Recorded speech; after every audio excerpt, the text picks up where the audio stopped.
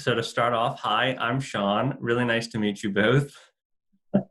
I wish we could meet in person and have this conversation, but alas, Zoom will have to do.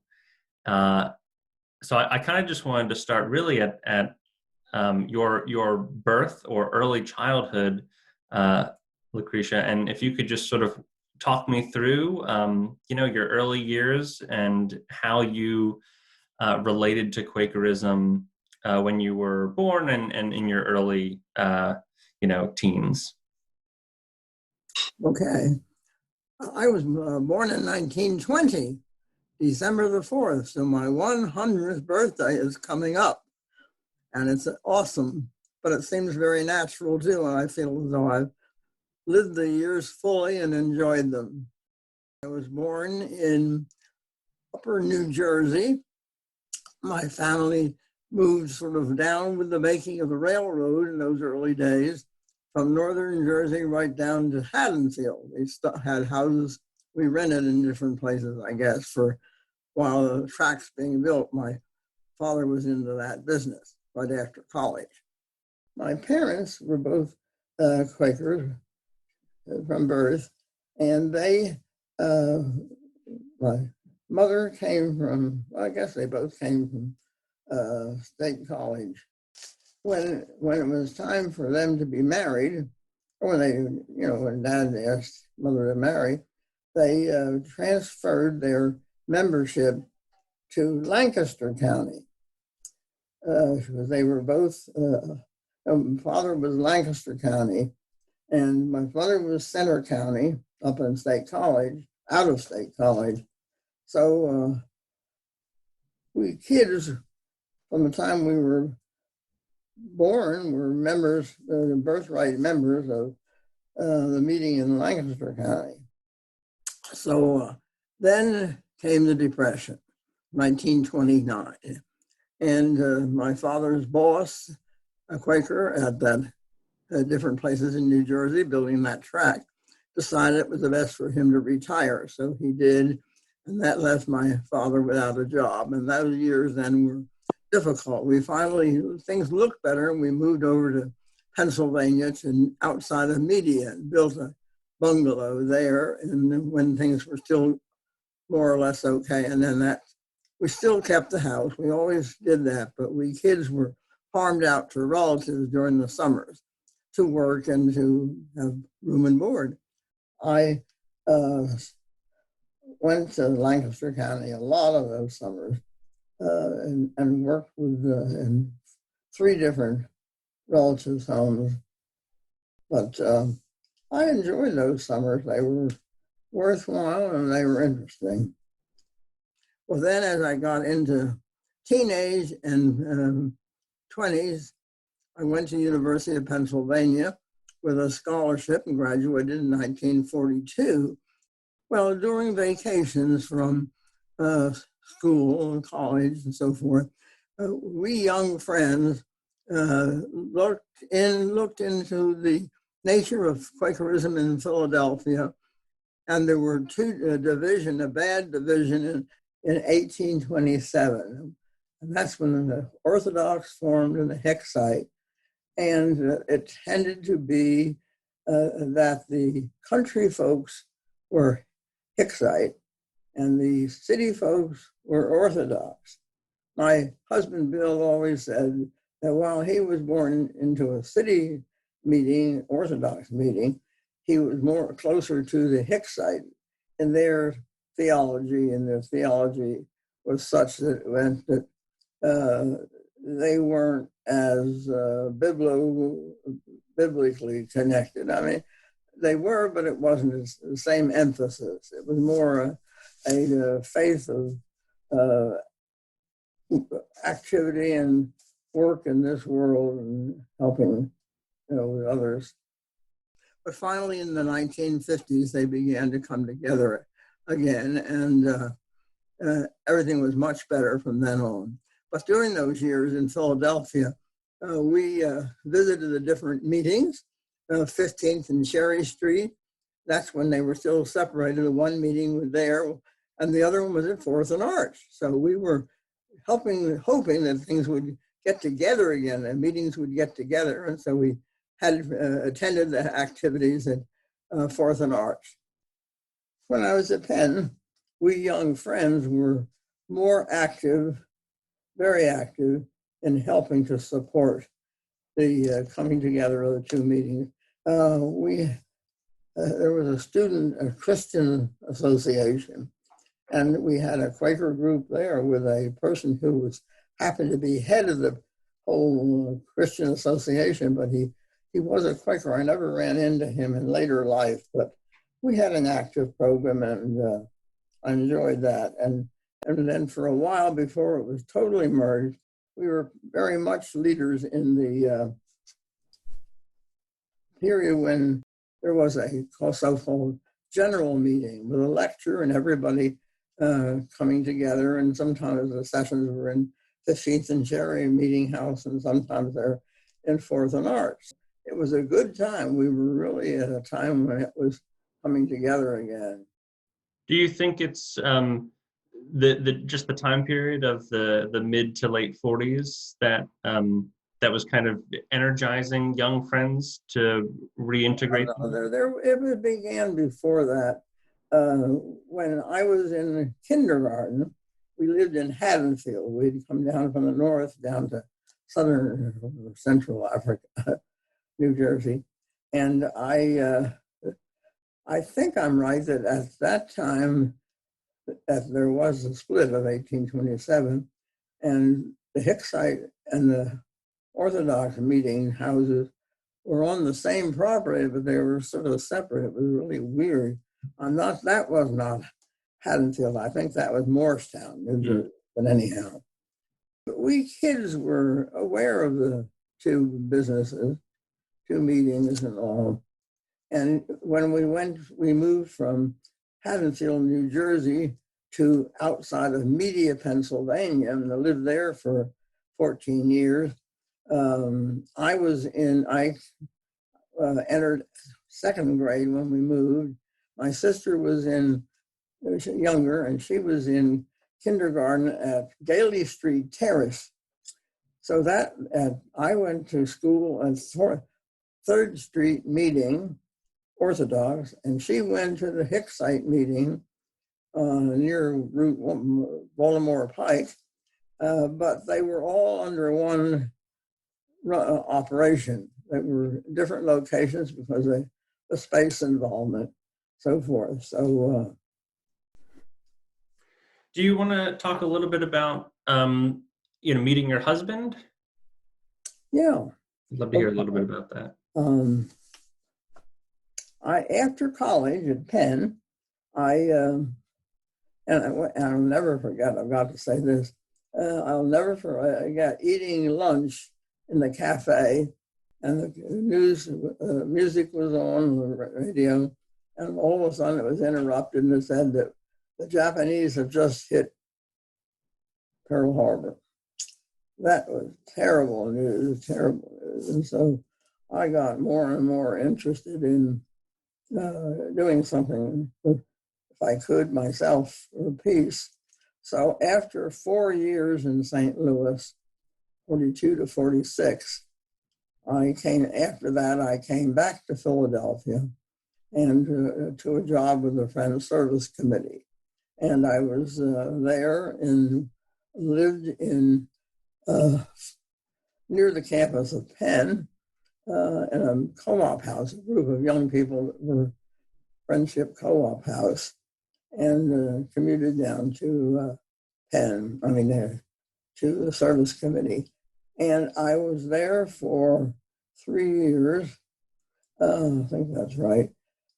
42, 46, 48. Yeah, I was there for 48, maybe 2 years. And I applied to work abroad because a lot of people after the war, even before the war was over, a lot of people worked in the ambulance unit and so forth in Europe.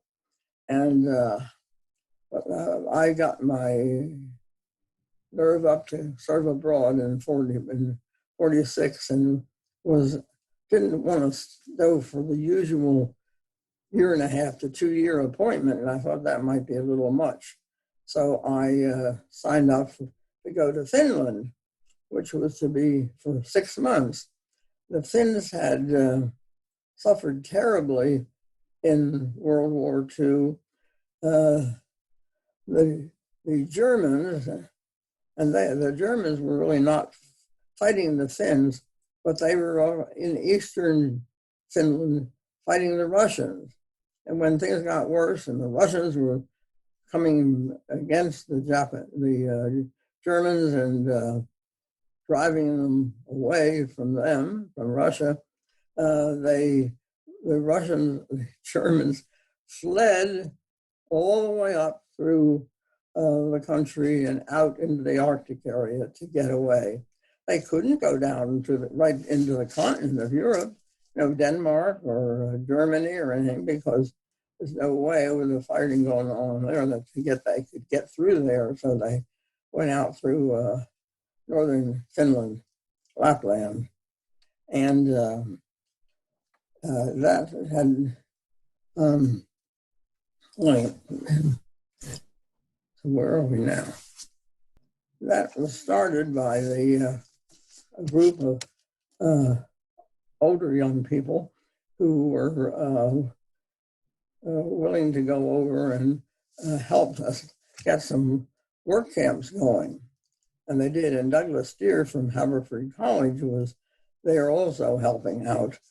He was at Haverford, as I said, faculty, but every 2 years he arranged with Haverford to go with his wife on a year sabbatical, in which time he was interested in serving in different countries and helping to talk about Quakerism and peace and so forth, all parts of the world. So somehow he got involved with it in Finland before I got over there, and we started. I guess he knew about Pendle Hill here. You know about Pendle Hill, Wallingford.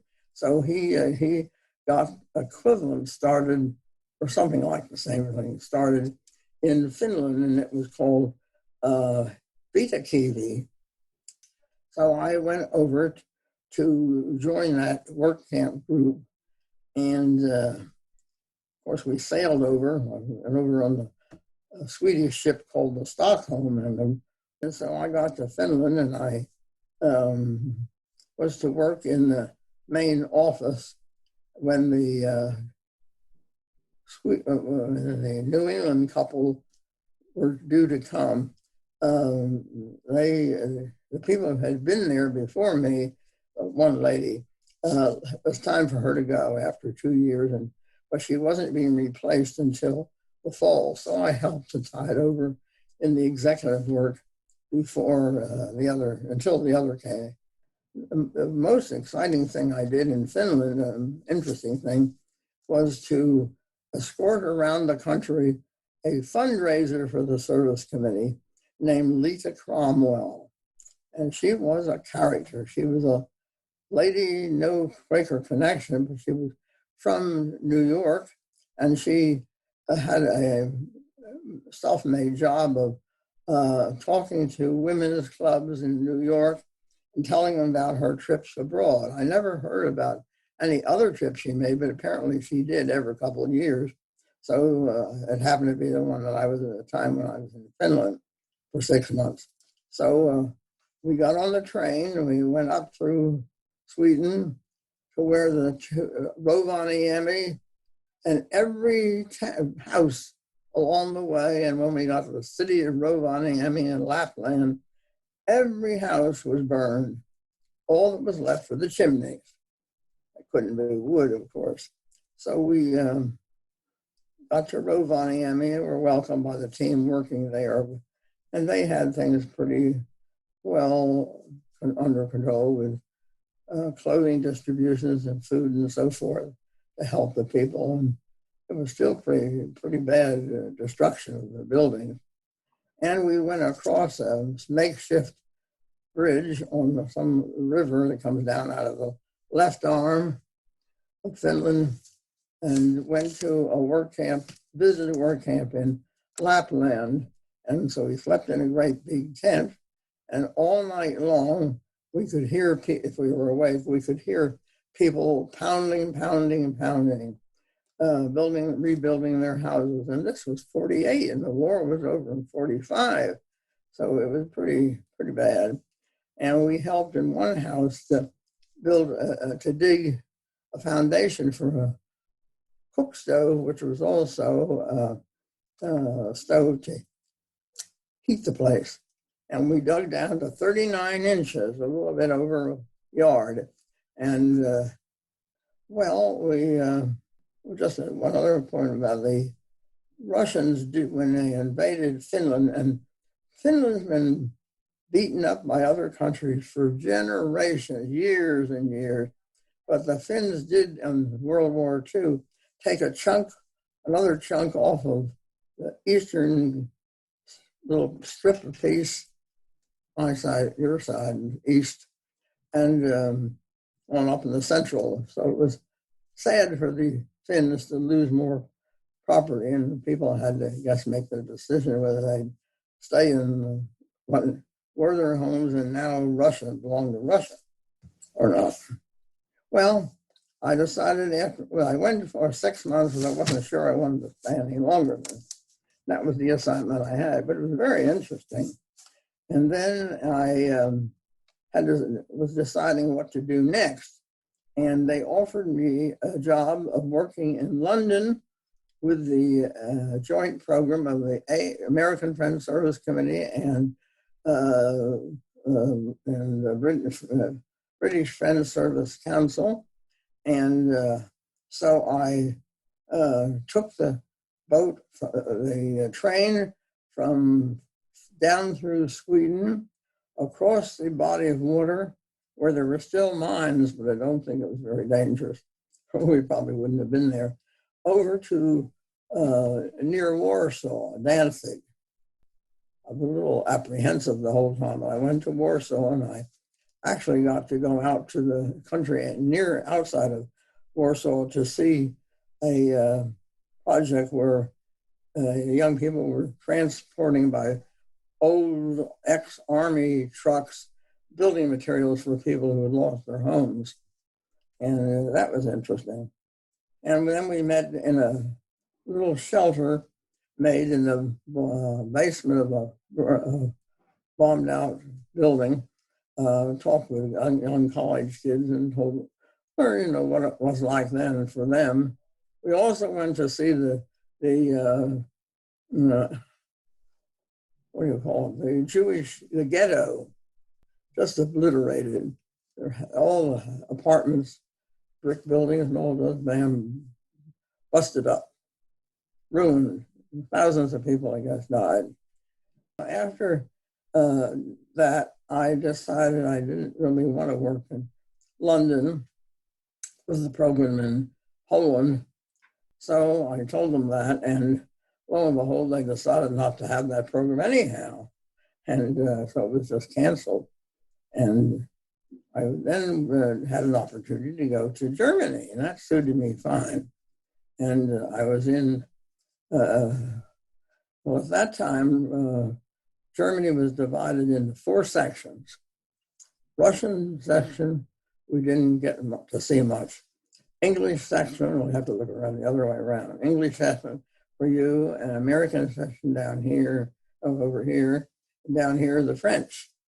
So that it was a good arrangement, except that the Russian one Russia was still so separate from the West that you couldn't go in at all. You just were not allowed to. I was in Germany for nearly 2 years. Well, no, yes, that's right. But in between Finland and Germany, I decided to go to Woodbrook. Have you heard of Pendle Hill? Yeah. Outside of Philadelphia? Well, Woodbrook is really a predecessor of Pendle Hill, and it's out of Birmingham. And so I went to that as a student, and we had a German, veteran, not a veteran, but a German Jewish person who was in charge of the international relations. We had quite a few students who had suffered in the war.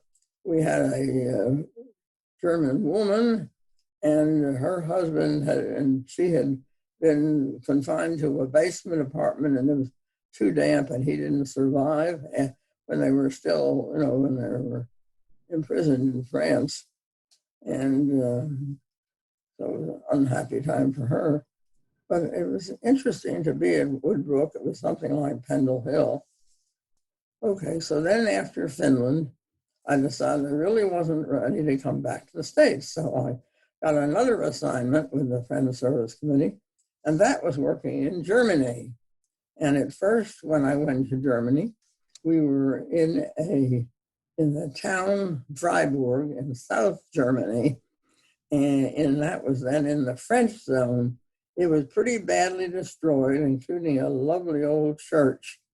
Anyhow, one of the striking things there was Albert Schweitzer, who had served with his wife in Africa so many years and even had a piano down there. He periodically came to visit with his wife, came to Freiburg to visit her family. And so they helped somehow. I guess they were asked, the friends, if they could be of help by taking them from the train station to the relative's house. And that's what happened. And then they invited us to hear a concert that he played in a little church. It was so cold in a little church, I don't know how he made his fingers move, but we all were bundled up, and he did beautifully. And then we invited them, for giving us a concert, to come to our barracks. We had, service committee had bought a Swedish-made barracks for their office in southern Germany. And I was just there 3 weeks, and I moved north. Well, the whole group moved north. But anyhow, Albert Schweitzer and his wife came for a tea party, and we shook hands with him and his wife. His wife spoke some English, but he didn't speak any English. So it was interesting. Then when we moved from there up to Darmstadt, we stayed in a castle, Schloss Kranichstein. Kranichstein was the name of the suburb of Darmstadt. And that we got through the current Princess of Hesse. In 1927, this princess and her English husband, I think that's right, were married, and her husband was part of. Was in the royal family of Hesse, and they had a little garden, Prince Emil's garden in Darmstadt, where we were able to have a program a multi-purpose program to have make a shoemaker for making shoes or soles for people, and a kindergarten program and a young people's program, something. And years later, when I went back with my husband, we visited that little center, and it was still going. So I was there for almost 2 years, and then came back to Philadelphia and continued to work at the service committee. But very soon, then I went. Had an apartment in Aubrey, Aubrey in Germantown. Mm-hmm. Yeah, and so I went to a meeting there, and that first Sunday I saw Bill's family there, and Arthur, his brother Arthur, had been a student at Woodbrook in England when I was there. There were 4 Americans of us. One boy I never saw since, but he came from New Jersey, and the other one was a Mennonite from somewhere in this country. she'd been working with the Mennonite Central Committee in Europe. But so we met, and then Bill was going to Tennessee. So we courted for 3 years, but I guess it was before he left. I think that's right. And he took off for Tennessee. And then, so I got a little secondhand MG and went back and forth, and we saw, and he came up and finally asked me to marry him. And that's that. And that worked out beautifully. Wow. I mean, quite a time all over the place. Well, my last question is really just about reflecting on really the 1960s through the present, and where you've seen the meeting and Quakerism sort of go. Do you have anything that you want to say about that, or?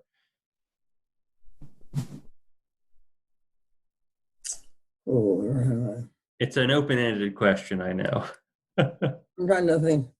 I came back from Europe. I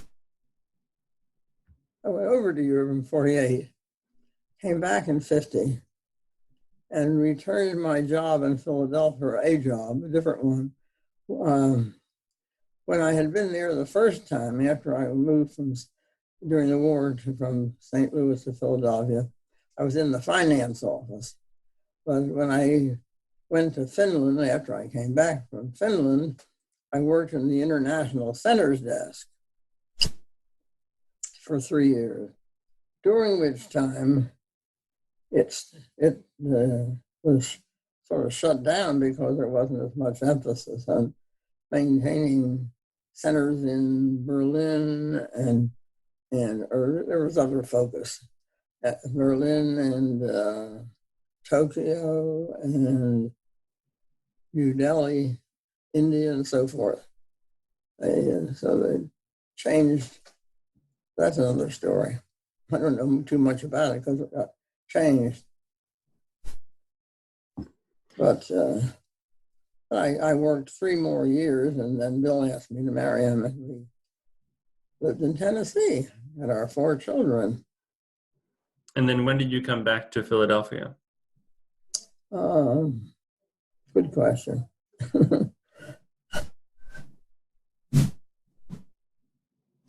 Oh, yeah. We lived in Tennessee over 50 years. Bill was a doctor in a medical group that was established called the Cumberland Clinic we're in Cumberland County. And it was to serve all people, I mean, of any age or any ability, different, abilities to pay and so forth. But it got more difficult because there was practically no competition when they started. There was one other local person who was a doctor, and he was a good neighbor and friend and fine. But there was also another doctor on the hospital staff that was did illegitimate things. He wouldn't take out appendix, but he took them out, but he took them out and shouldn't have, that sort of thing. So I worked a lot, besides having the 4 children. When they were off to school and whatnot, I worked in the hospital as a pink lady. It's just a volunteer that works with young people, teenage kids that want to serve in the hospital. So I was the sort of supervisor of just a volunteer job. Is that what you wanted? Yeah. No, that's excellent. Yeah. Well, then it wasn't after we moved to Tennessee when we were married in 53, the fall of 53, we started going down to West Knoxville to a friends meeting that was being held in somebody's home, the west side of the town. And sometimes we went to a friend's church thinking we maybe could have a connection with that, and do both. But they were more interested in being their own church, and so we started the West Knoxville Friends meeting, had a little house, meeting house built, and as far as I know, it's thriving, has been thriving. And as far as I know, it still is. I should inquire some, but of course, all the people that we knew are gone, except me. No, I don't know about that for sure. I don't think there are any of them left. None that I keep in touch with, anyhow. Mm-hmm. And but when we first started, we both started at a friends meeting in our home, and a 5-minute walk away in the home of Bill's identical twin. He had an identical twin, and his wife, and they were married long before we were, and they had 6 children. Is that right? Oh, Beck's gone. 6 children. And we're all in touch with each other. So it's a big family. There seem to be Evanses everywhere. Yeah. And I was active as active as I could be with 4 children. And Bill was less active because he was often on call on the Sundays and so forth. But we helped start the Southern Appalachian Association of Friends, SAF, SAAF. And that was we were married in the fall of 53. That was pretty soon after we were married. I don't remember right now the exact time. But next we in 1970, well, from then till 1970, we met in the, we had yearly sessions, yearly meeting sessions in somewhere in different places in Crosslands, our town. And it grew and became very active. And through all these years we've been away, we have not maintained any contact. And sometimes we hear about it, but not very, we never knew very much. But some people thought, expressed their feeling that we should become a yearly meeting, an official yearly meeting, and not just an association. SAAF was the Southern Appalachian Association of Friends, but it should be a yearly meeting. So since we couldn't quite decide what to do about that, some thought we should have it and some thought we shouldn't. For temporarily we decided to make it Southern Appalachian Yearly Meeting and Association. Instead of SAF, it was SAMA. And as far as I know, it's still SAMA, and it's still very similar to what it was, but it is yearly meeting and association, and never became just a yearly meeting. The name is so nice, SAMA. Mm-hmm. Has kept it that way, I think. Sometime out of curiosity, I should just find out what it's like now. Yeah. We've covered a lot.